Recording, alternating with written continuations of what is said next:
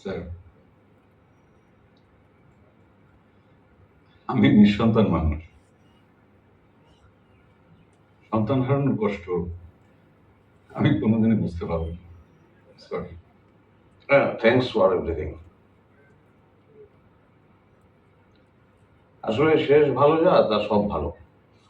ভুয়া কথা। জীবনের অঙ্কগুলো ঐকিক নিয়ম মেনে চলে না। একটা ভালো কাজ করে আর একটা খারাপ কাজের অপরাধ কখনোই কাটাকাটি করা যায় না। আচ্ছা, কোনটা বেশি কঠিন,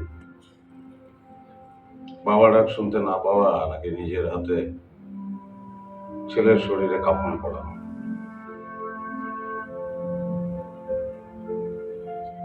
আমার মনে হয় দ্বিতীয়টাই। আপনার তো তবু জীবন সঙ্গিনী আছেন, আমি তো সেই সান্ত্বনা পাওয়ার সৌভাগ্যটা অর্জন করতে পারি। আপনার যখন খারাপ লাগবে আপনি আমার কথা ভাববেন, আপনার ভালো লাগবে। আসি।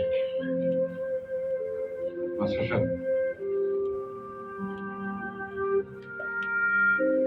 আহ,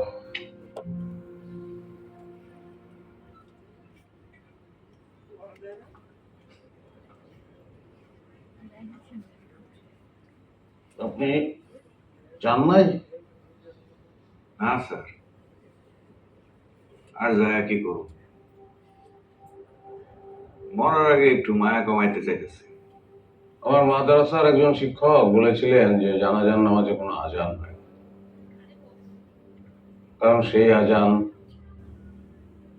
তার জন্মের সময় আমরা তার কানে দিয়ে দিই। এক ওয়াক্তের আজান আর শেষ নামাজ, এর মধ্যবর্তী সময়টুকুই আমাদের জীবন। আপনার ছেলের কানে আপনি আজান দিয়েছেন, আমার ছেলের জানাজায় আপনি থাকবেন। পিথাগোরাসের মধ্যে 4 ম্যাজিক্যাল নাম্বার,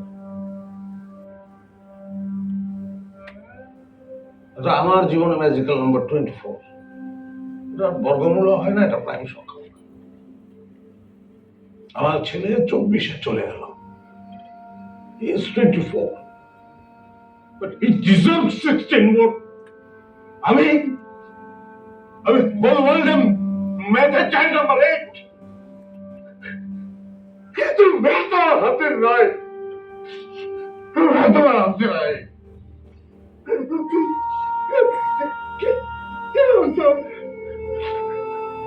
I'm sorry.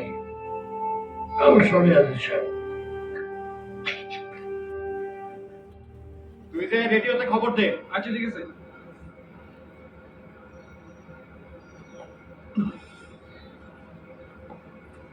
আদাব স্যার। সুধীর চন্দ্র দাস।